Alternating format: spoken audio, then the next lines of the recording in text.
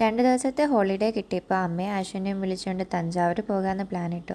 നമ്മളിപ്പോൾ എറണാകുളം റെയിൽവേ സ്റ്റേഷനിലാണ്. ഇവിടുന്ന് ഡയറക്റ്റ് ട്രെയിനാണ് തഞ്ചാവൂർക്കുള്ളത്. അമ്മയും ഞാൻ ഒരടി കഴിഞ്ഞുകൊണ്ടിരിക്കുകയാണെങ്കിലും പോസൊക്കെ ചെയ്യുന്നുണ്ട്. 3 മാസം മുന്നേ ടിക്കറ്റൊക്കെ ചെയ്തതും കൊണ്ട് നമുക്ക് കൺഫേം ടിക്കറ്റ് കിട്ടി. പിന്നെ കയറിയ പാടെ എല്ലാവരും ഫോണൊക്കെ നോക്കി ഒന്ന് കിടന്നുറങ്ങാമെന്ന് വെച്ചിരിക്കുക. ഇനിയും വരുന്നത് നമ്മുടെ സെക്കൻഡ് ഡേ നേരം പരപര വെളുത്തതും നോക്കി അമ്മ ചിരിച്ചുകൊണ്ടിരിപ്പുണ്ട്. എന്നാൽ കുറച്ച് ക്യൂട്ട്നെസ് കാണിക്കാമല്ലോ എന്നും പറഞ്ഞ് ആശും എന്തൊക്കെയോ കോക്കറി കാണിക്കുന്നുണ്ട്. അപ്പോൾ കൂടെ ഞാനും കൂടി നോക്കി എന്നാൽ എൻ്റെ കോക്കറിയോട് കാണിക്കാമെന്ന് പറഞ്ഞ് എന്തോ കാണിച്ചുകൊണ്ട് ഞാനും ഇരിപ്പുണ്ട്. അങ്ങനെ ഏതാണ്ട് ഒരു 10 മണിയൊക്കെ ആയപ്പോഴത്തേക്കിനും നമ്മൾ തഞ്ചാവൂർ റെയിൽവേ സ്റ്റേഷനിലെത്തി. ആദ്യമേ ചായയൊക്കെ കുടിച്ച് ക്ഷീണമൊക്കെ മാറ്റിയിട്ട് നമ്മുടെ ലൊക്കേഷൻ നോക്കുക.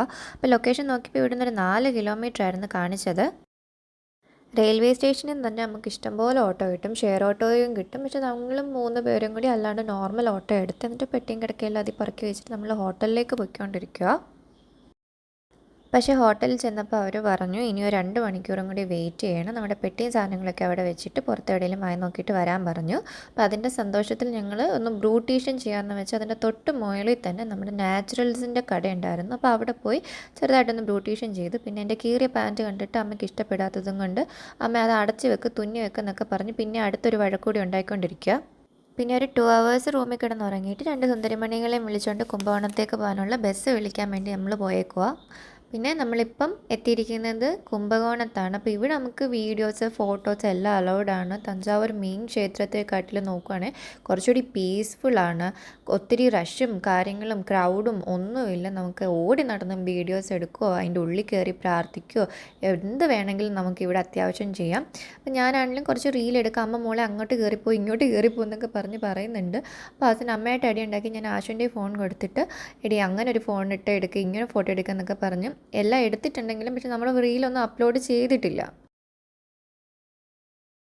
അങ്ങനെ റീൽ എടുത്തതിൻ്റെ ക്ഷീണത്തിൽ ഇരുന്നപ്പോൾ നമ്മുടെ അമ്മ എവിടുന്നോ പോയി പ്രസാദം വാങ്ങിച്ചുകൊണ്ട് വരുന്നു. ഇവിടെ കിട്ടുന്ന ഒരു പ്രത്യേകതരം പ്രസാദമാണ്, കണ്ടിട്ട് എന്തോ ചോറ് പോലെയൊക്കെ ഇരിക്കുന്നത്. അമ്മയ്ക്ക് കിട്ടിയതിൻ്റെ സന്തോഷത്തിൽ അമ്മ ചിരിച്ചുകൊണ്ട് വരുന്നു.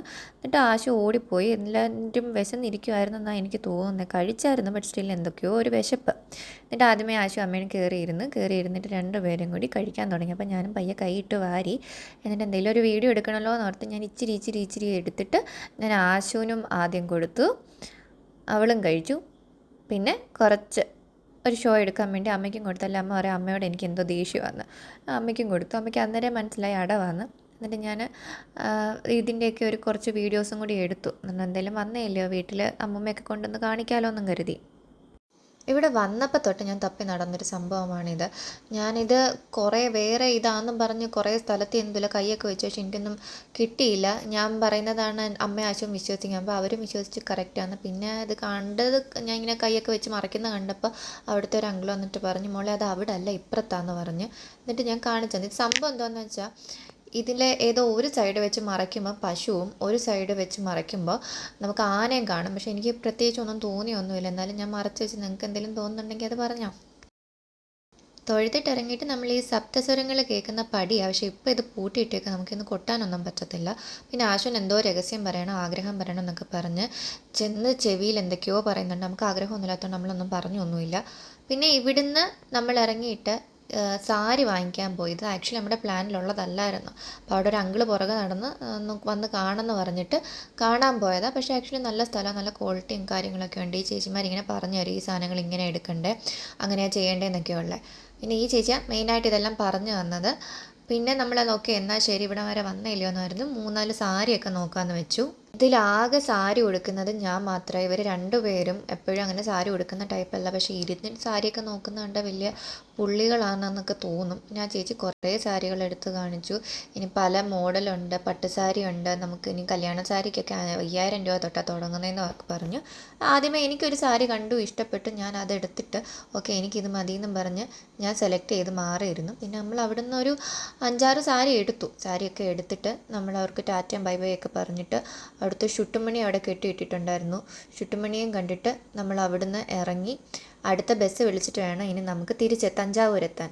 പിന്നെ പോകുന്ന വഴിക്ക് ദാഹിച്ചതും കൊണ്ട് ഒരു നാരങ്ങ കുടിച്ചിട്ട് ഇവിടുന്ന് ബസ് കയറി. ബസ്സിൽ വ്ളോഗ് എടുക്കണമെന്നുണ്ടായിരുന്നു. പക്ഷെ നിന്ന് നമ്മൾ തഞ്ചാവൂർ വരെ അത്രയും തിരക്ക് പിടിച്ച് പോയതും കൊണ്ട് വ്ളോഗും എടുത്തില്ല, ഒന്നും എടുത്തില്ല.